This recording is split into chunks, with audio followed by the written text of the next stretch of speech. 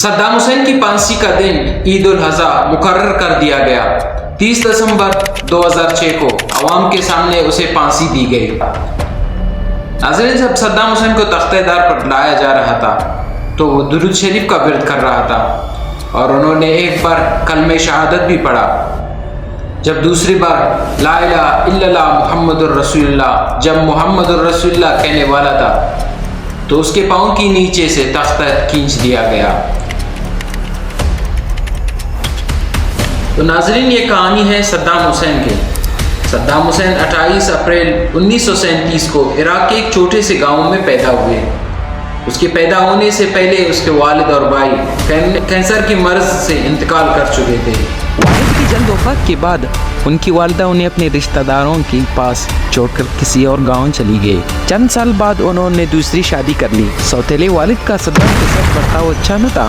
Saddam Hussein کے لیے زندگی مشکل تھی اور اسرائیلی مورخ امتیازی بیرون بتاتے ہیں ولی کے بچے نوعمر صدام کا مذاق اڑاتے تھے۔ صدام حسین کے بارے میں کہا جاتا ہے کہ اس عرصے کے دوران وہ قدر تنہا رہتے تھے اور آس پاس کے لڑکوں پر دوست بھی جماتے تھے۔ 12 برس کی عمر میں انہوں نے اپنا گھر چھوڑا اور تکریت میں اپنے ایک چچا کے ساتھ رہنے لگے۔ ان کے یہ چچا یوں تو استاد تھے، لیکن تاریخ عراق پر کتاب the modern history of Iraq کی اور کہتی ہے کہ ان کا ماضی خاصا دلچسپ تھا۔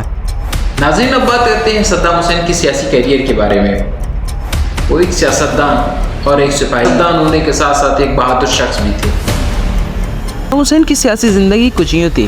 وہ اپنے لڑکپن میں صدام حسین حکومت مخالف مظاہروں میں خاصے سرگرم رہے، مگر عراقیوں کی طرح وہ برطانوی نوآبادیاتی حکومت اور امیر جاگیرداروں کے خلاف ہوتے گئے۔ 1958 کے انقلاب میں عراق میں برطانیہ حامی بادشاہیت کا خاتمہ کے بعد ملک میں پرتشدد بحرانی دور کا آغاز ہوا، لیکن صدام حسین کے لیے 60 کی دہائی اہم ترین ثابت ہوئی۔ عراق کی بیس پارٹی کے رکن کی حیثیت سے صدام حسین پارٹی کے ایک سینئر رہنما اور ان کے چچا کے قریبی رشتہ دار عمو الحسن الباقر منظور نظر اور قریبی ساتھی بنے۔ حضرت صدام حسین اس وقت نہ کوئی افسر تھے اور نہ فوج کا حصہ، لیکن مورخ کہتی ہے کہ عمو الحسن باقر کے لیے وہ خاصے مفید کام انجام دیا کرتے تھے۔ سن 1928 میں بیس پارٹی اقتدار میں آئی اور عمو الحسن الباقر ملک کے نئے صدر بن گئے۔ صدام حسین اسی دور میں عمو الحسن کے دست راست رہے۔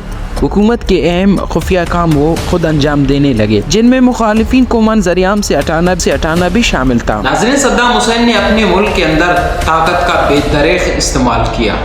صدر باقر نے عراقی تیل کی صنعت حکومت کنٹرول میں لے لی۔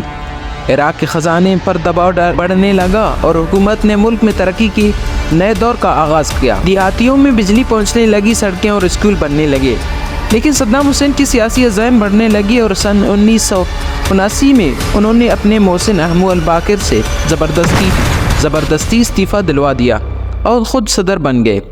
جلد ہی انہوں نے اپنے پارٹی کی انقلابی کونسل میں اپنے اور حکومت کے خلاف بغاوت کی سازش کا انکشاف کیا۔ اس سازش کو منظر عام پر لانے کے لیے صدام حسین نے کونسل کے اراکین کا ایک اجلاس طلب کیا۔ اس میں صدام حسین اسٹیج پر بیٹھے سگار پیتے دکھائی دیتے ہیں، جبکہ بغاوت میں ملوث افراد کے نام کی فہرست بآواز بلند پڑھی جاتی ہے اور انہیں باری باری اجلاس سے باہر لے جا کر گرفتار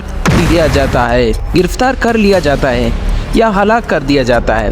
اسی اجلاس کی شرکا جذباتی انداز میں بآواز بلند صدر صدام حسین کو اپنی وفاداری کا یقین دلاتے ہیں اور نعرے لگاتے ہیں۔ 22 جولائی 2003 کو مقتول صدر صدام حسین کے دونوں بیٹوں کو عراق کے شمالی شہر موصل میں حملہ کر کے قتل کر دیا گیا۔ 14 دسمبر 2003 سنیچر کے شب مقامی وقت کے مطابق شب 8 بجے صدام حسین کو عراق کے شہر تقریر قریب سے ایک کارروائی کے دوران گرفتار کیا گیا، جس کے بعد ان پر امریکہ کی نگرانی میں مقدمہ چلایا گیا، جس سے 3 نومبر کو صدام حسین کو 148 کردوں کے قتل کے الزام میں سزائے موت سنائی۔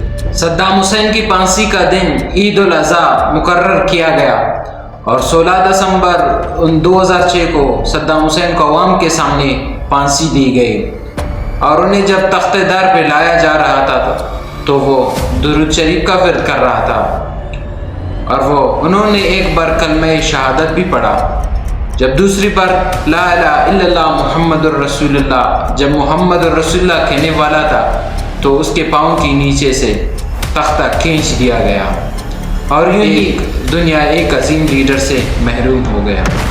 صدام حسین کے مقدمے کی سماعت کے دوران ان کے 3 وکیلوں کو قتل کر دیا گیا، جس کے بعد ان کے موکلین نے عدالت کا کارروائی کا بائیکاٹ کیا۔ ناظرین، اس دوران 5 ججوں پر مشتمل ایک پینل عدالت کارروائی کا جائزہ لے رہا تھا۔ ناظرین، صدام حسین نے پھانسی کی سزا سننے کے بعد فائرنگ اسکواڈ کے ذریعے موت کی درخواست کی تھی۔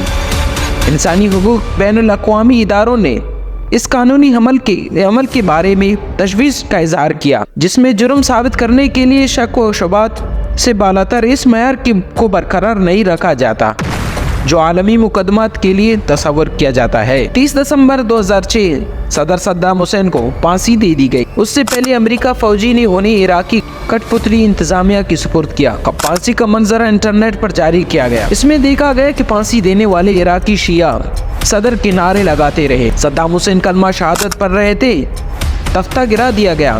عالمی مبصرین نے صدام حسین کی حوصلہ کی تعریف کی ہے اور اس کی پھانسی پر اس کے اپنے ہی لوگ جشن منانے لگے۔ آج دہائیوں تک حکمرانی کرنے والے کا خاتمہ ہوا۔